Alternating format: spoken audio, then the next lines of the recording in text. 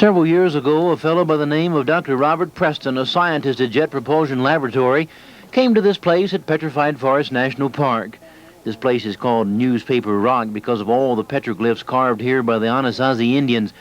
Well, Dr. Robert Preston was just being a kind of tourist, and he saw this circular petroglyph. And being an astronomer, there was a flicker of recognition.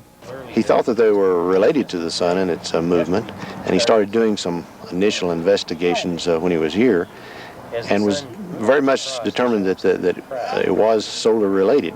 During the periods of the solstice and equinox periods throughout one full year, they found 19 sites throughout the state of Arizona, 14 of them within Petrified Forest, that were solar related. One of those sites that mark the summer solstice is at the Puerco Ruins.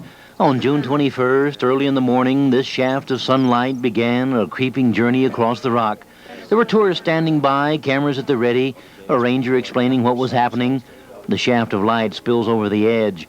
There is a fascination here. An ancient man somehow understood the movement of the planet in relation to the sun and carved a precise notice of the longest day of the year. Some of the things that were related to the solar system would have had a definite interaction with the life that they were living each day, and it was important to them that they would have to have something that would determine some of these things that were so important to their livelihood.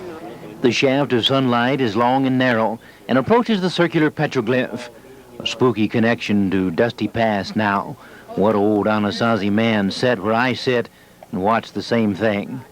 Finally, the sunlight pierces the petroglyph, and by a trick of rock and shadow goes no farther.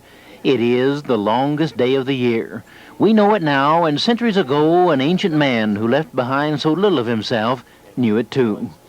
There are 14 such petroglyphs that interact with sun and shadow scattered about the park, too many to make all this coincidence.